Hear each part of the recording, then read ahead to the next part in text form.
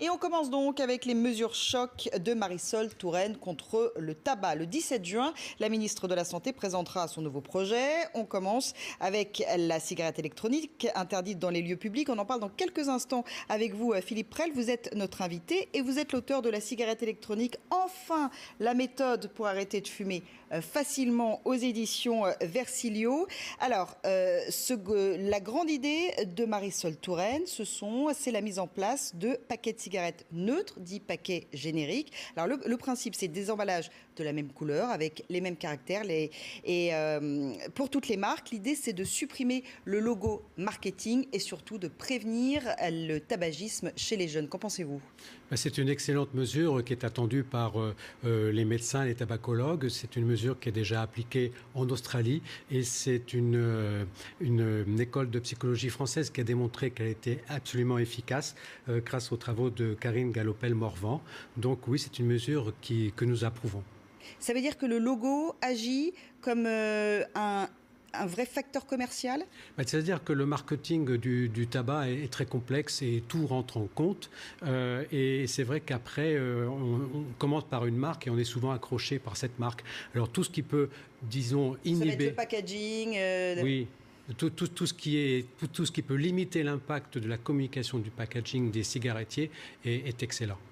Alors on va passer à l'autre mesure voulue par Marisol Touraine. Elle souhaite que la cigarette électronique soit interdite dans les lieux publics, plus de vapotage donc, et ça ne vous plaît pas ? Non, ça ne nous plaît pas parce que c'est un amalgame complet entre le tabac d'un côté, avec les millions de morts que cela provoque à travers le monde, et la cigarette électronique qui, pour nous, sauve des vies. C'est tout à fait l'inverse. Ce qu'il faut bien comprendre, c'est que ce qui tue les gens avec le tabac, c'est la combustion du tabac qui donne le goudron, responsable des cancers, qui donne le monoxyde de carbone, responsable des infarctus, et les particules fines responsables des maladies respiratoires. Eh bien, avec la cigarette électronique, il n'y a ni tabac, ni combustion. Donc, la personne qui vapote se met à l'abri, n'augmente plus son risque de cancer ni d'infarctus. Et c'est un produit qui est sur ce point-là infiniment moins dangereux que le tabac. Alors, vouloir amalgamer le tabac et la cigarette électronique, c'est très grave parce que ce que nous entendons chez beaucoup de gens, c'est de dire « mais pourquoi je vais arrêter de fumer avec la cigarette électronique si c'est aussi dangereux que le tabac ?» Et ça, c'est grave. Vous avez justement écrit une lettre à la ministre de la Santé. Elle est signée par une soixantaine de professionnels. Oui. Que lui demandez-vous ? Ce que nous lui demandons, c'est de considérer les problèmes éthiques que soulève une telle décision.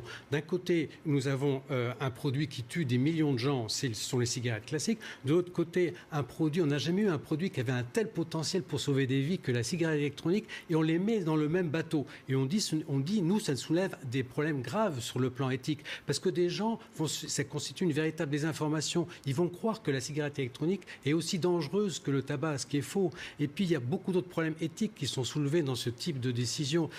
Par exemple, laisser entendre que c'est aussi dangereux, c'est grave, mais aussi ne pas informer les gens sur l'absence de dangerosité de la cigarette électronique comparée au tabac, c'est grave. Ne pas dire aux jeunes, dont là on sait très bien qu'une grande partie vont se lancer dans le tabac à l'adolescence, ne pas leur dire, mais attendez, ne commencez pas. Il y a une alternative. Il y a une alternative qui est beaucoup moins dangereuse que la cigarette électronique. Ne vous lancez surtout pas dans le tabac. Tout ceci soulève des problèmes éthiques gravissimes. Est-ce qu'on peut parler de vapotage passif ? Alors, il faut rappeler ce que l'on appelait le tabagisme passif. Le tabagisme passif, c'était que vous pouviez être victime d'un cancer ou d'un infarctus si vous étiez dans une pièce enfumée pendant très longtemps. Eh bien, dès lors que, avec la cigarette électronique, on ne peut plus, entre guillemets, attraper de cancer ou d'infarctus, il n'y a pas de vapotage passif avec ce dispositif. Vous êtes vous-même, je crois, un ancien fumeur. Ah oui, tout à fait. Oui, je suis tombé dedans à l'adolescence et il m'a fallu 14 ans pour en sortir, oui. Et espérez-vous que la ministre de la Santé vous reçoive après avoir reçu cette lettre ? Parce que tout à fait, mais surtout ce que j'aimerais, c'est que les questions éthiques soient soulevées. Je vais vous donner un autre exemple. On déconseille aux femmes enceintes d'arrêter de fumer avec la cigarette électronique, même quand elles ont essayé de toutes sortes de façons et subi de nombreux échecs. Alors, comment vous expliquez cet acharnement, entre guillemets, contre le vapotage, contre la cigarette électronique finalement, puisque ça sauve des vies selon vous ? Oui, alors on l'explique de manière très simple. simple.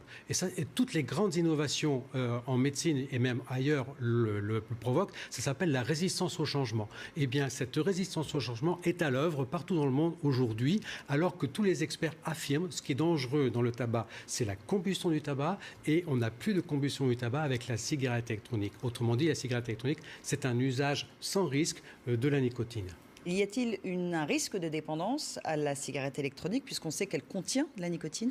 Bien entendu, la nicotine est un produit addictif et comme tout produit qui engendre un plaisir, elle donne l'envie de recommencer. C'est vrai avec le chocolat, le sucre et beaucoup de choses. Ça s'appelle la dépendance. Mais elle ne donne pas d'addiction. L'addiction, c'est une dépendance qui est mauvaise pour la santé.